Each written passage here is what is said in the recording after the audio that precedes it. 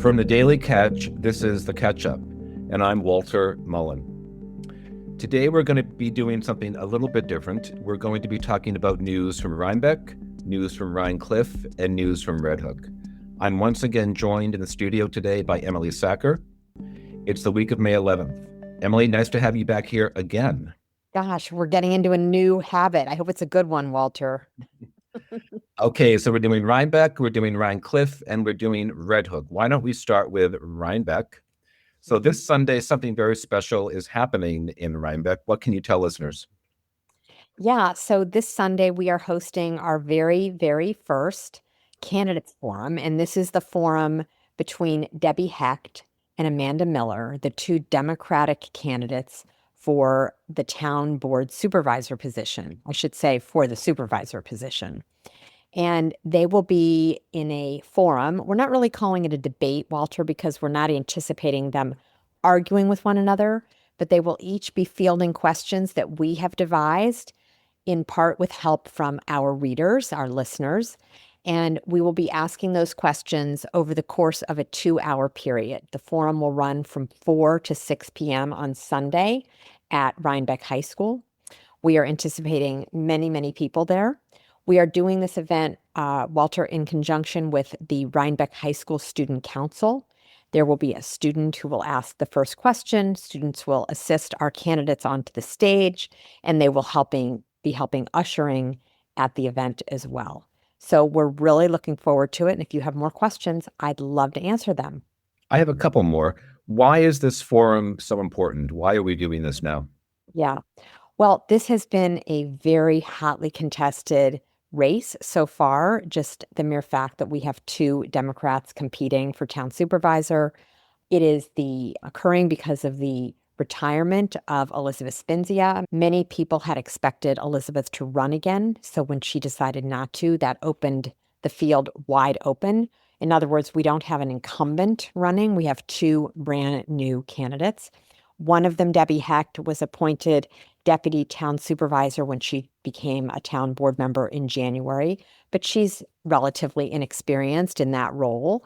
And the other candidate, Amanda Miller, a local attorney, has never served on the town board or in any government capacity. So we have two very bright, very excited, very interesting candidates running opposite one another. We thought this is a very important moment in the town of Rhinebeck, and we wanted to help to educate voters.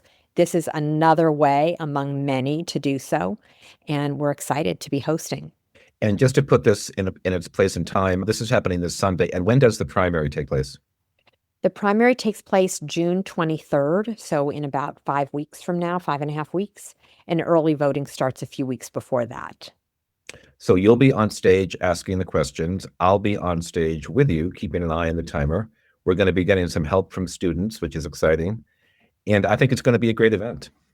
Yeah, and I can tell listeners a little bit more about the format. So after each candidate reads their opening statement, in terms of our format, two students will read a little bio on each candidate, and then each candidate will recite their own opening statement, and then we'll begin to dig into questions. We expect to get to about 15 to 20 questions.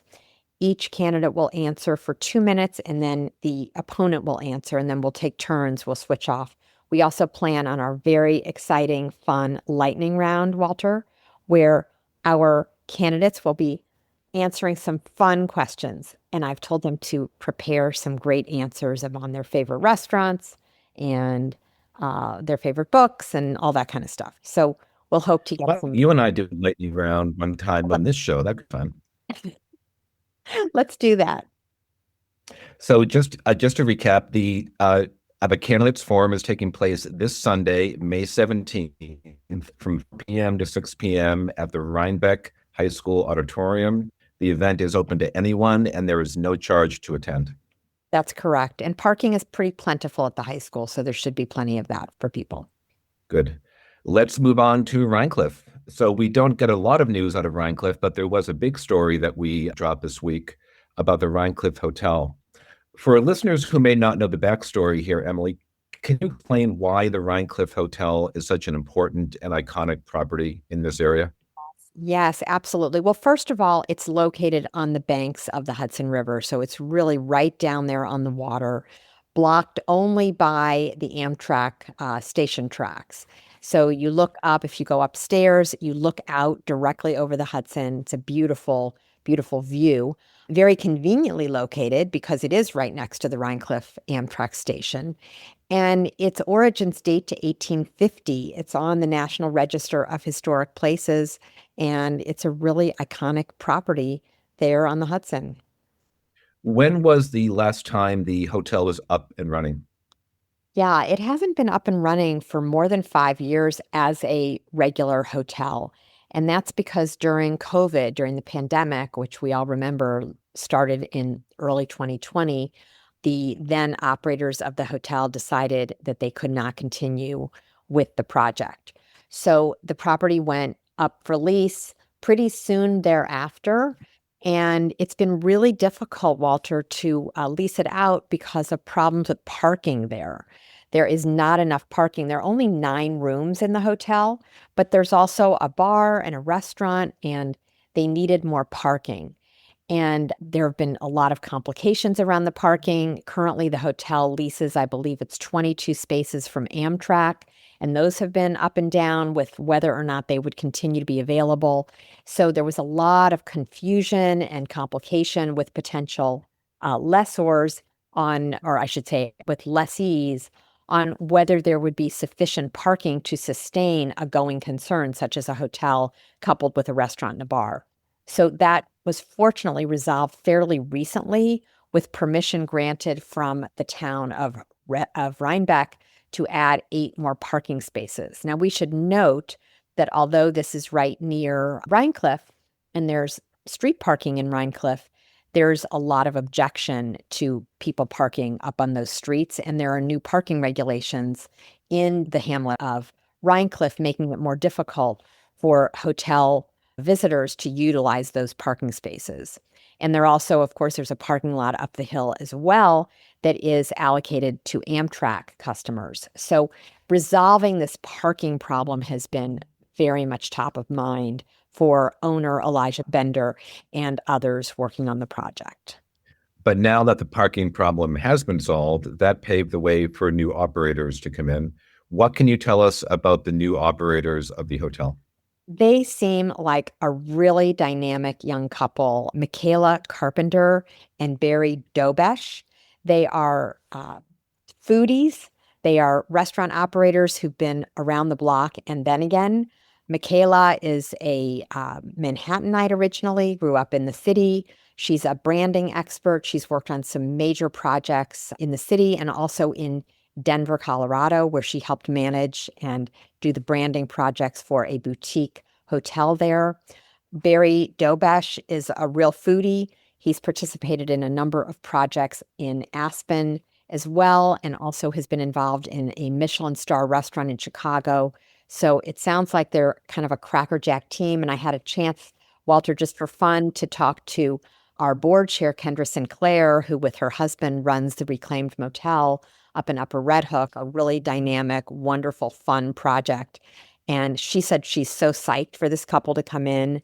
So it sounds like they're going to have kind of a youthful take on the place, and they're going to really be thinking about how to make it organically fun and upscale at the same time that it's accessible to many different kinds of people. The couple plan to open for business this summer. Do we know if they will open as a hotel, as a restaurant, or perhaps both? That is my understanding, that it will be both. They're going to come in initially and not do any restoration or rehabilitation to the rooms, or very little. So they'll run it during the summer, and then come fall, late fall, when the big rush of the tourist season has passed, they plan to shut the hotel portion down and do some rehabilitation of those rooms to make them even more exciting and interesting to be in. And then they will reopen again the hotel portion with rooms in probably the spring of 2027. Well, this is exciting news. Even if you don't want to go spend the night there, you can certainly go and have dinner or enjoy the bar. Exactly. And that has been an eyesore for a while. I think anyone who goes in and out of the Rhinecliff station looks at it, and it's been sitting empty. So it's going to be very nice to have it back open again. Yeah, and it's also the kind of thing, Walter, I'm sure you've experienced this, where you walk by it and you just want to see the front doors open.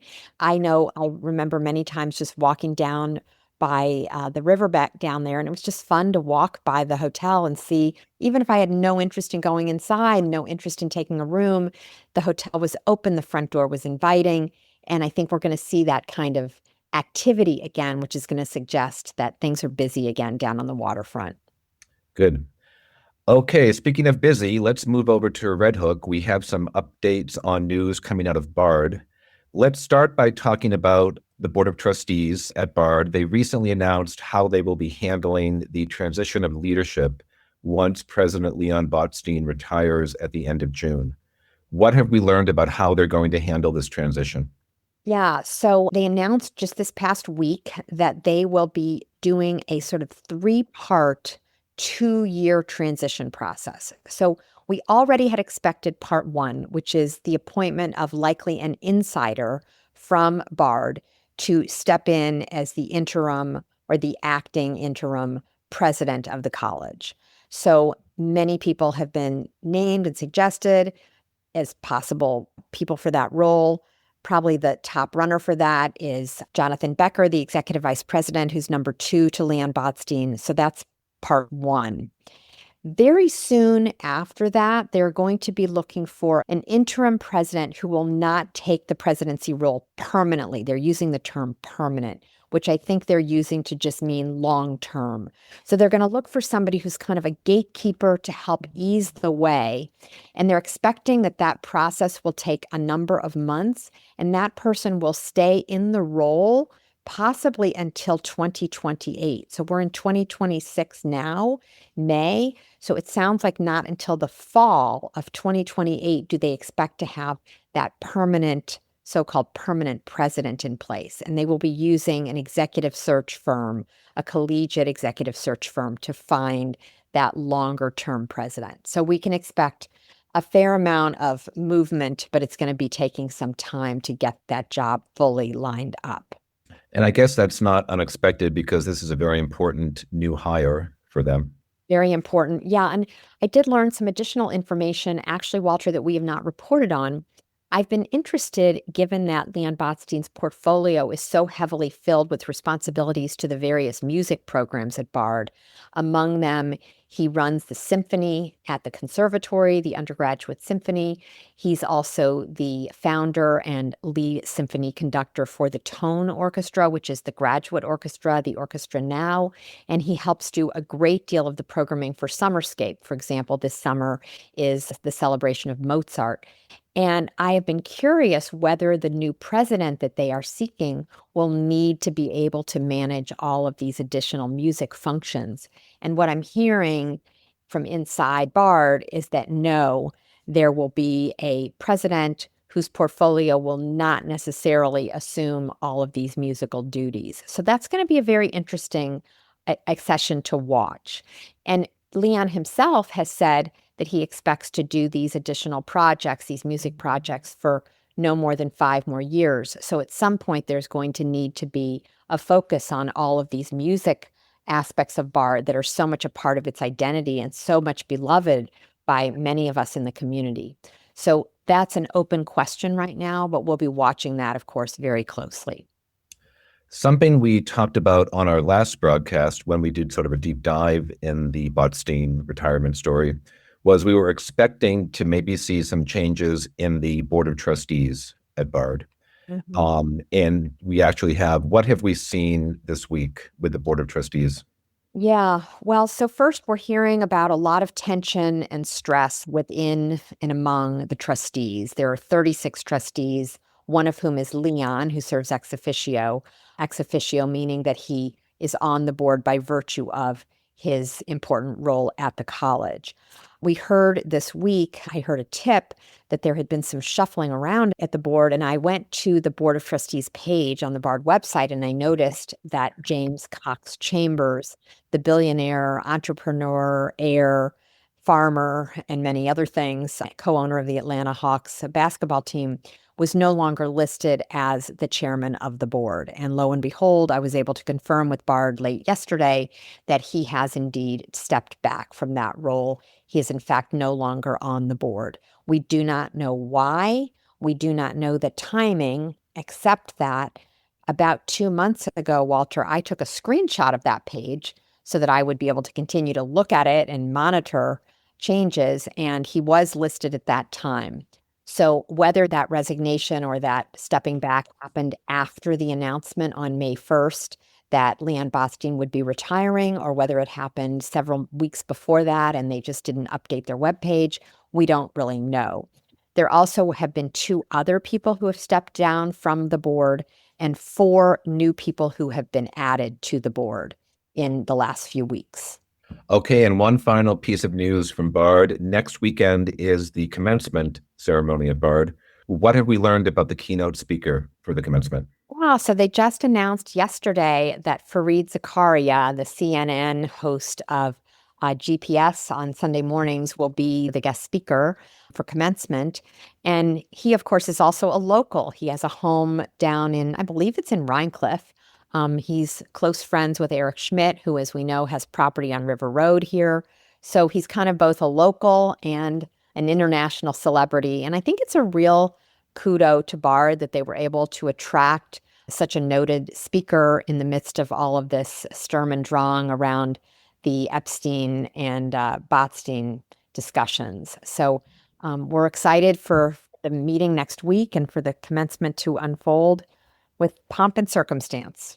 I'm curious if Zakaria will allude to any of the changes taking place at Bard in his commencement speech. Yeah, we'll see. I would imagine probably not.